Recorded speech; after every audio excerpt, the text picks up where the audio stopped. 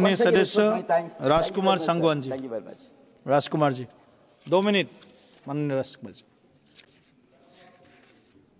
सभापति महोदय, ये चल नहीं रहा, स्पीकर है चालू।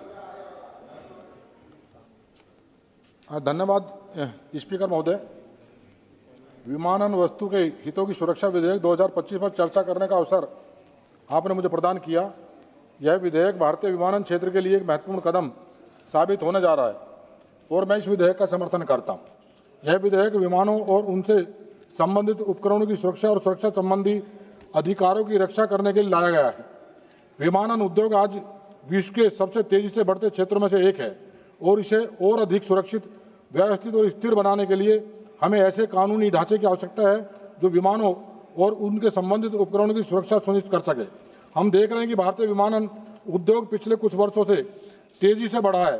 जहां 2013 में भारतीय हवाई क्षेत्र हवाई यात्रा में 8.5 करोड़ यात्री थे, वहीं आज 2024 में यह आंकड़ा 16 करोड़ से अधिक पहुंच गया है। भारतीय विमानन क्षेत्र में तेजी से विस्तार के साथ ही विमानों के खरीदने और रखने और संचालन से जुड़ी विभिन्न जटिलताएं भी उत्पन्न हो रही है। वैसे तो अभी क्योंकि राजीव प्रताप रूडी भी बैठे हैं और जब ये इस विधेयक पर चर्चा कर रहे थे मैं उनको सुन रहा था, क्योंकि जितना अनुभव इनको हवाई जहाज उड़ाने का है उतना ही अनुभव मंत्री के रूप में इस विभाग को चलाने का इनको रहा है।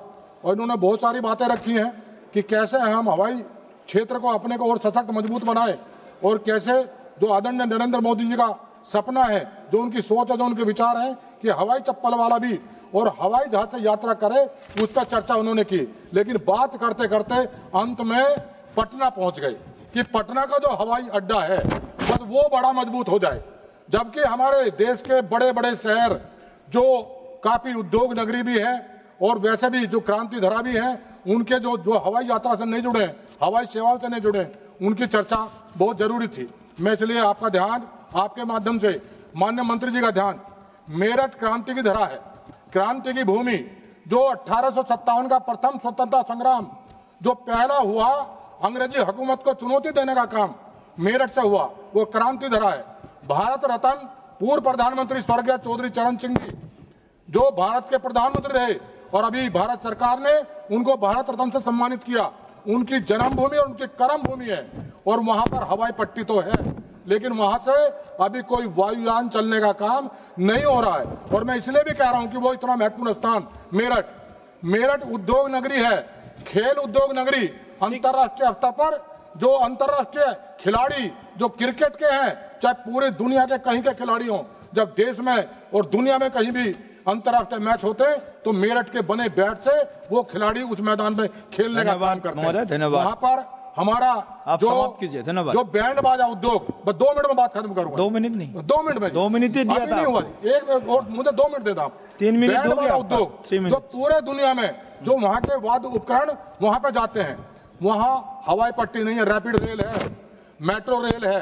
मेरा तो बागपत लोकसभा क्षेत्र है, हवाई पट्टी नहीं है, हेलीकॉप्टर नहीं जाता, हवाई जहाज नहीं जाता, मेट्रो नहीं है, रैपिड नहीं है, लेकिन मेरठ में रैपिड भी है।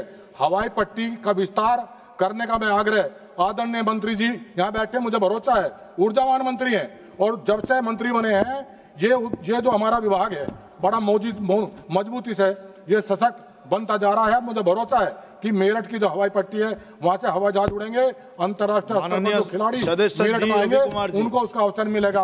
मान्यवर, मैं इस विधेयक का समर्थन करता हूं। मैं